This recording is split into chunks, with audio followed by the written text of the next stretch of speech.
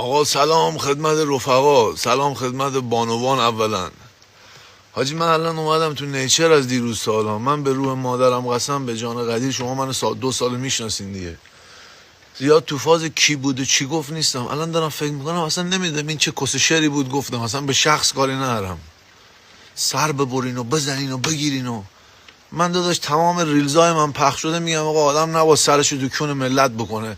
اصلا این حرفو زدم، بعد یهو فکر کردم میدونی که من فلبدای صحبت میکنم، جوگیر شدم، داغ شدم، هرسم گرفت.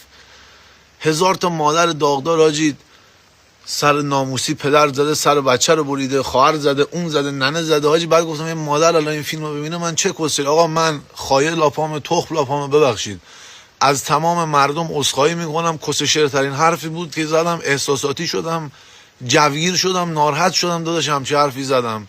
پوزش میطلبم، دستموز تمام بانوان ایران، تمام.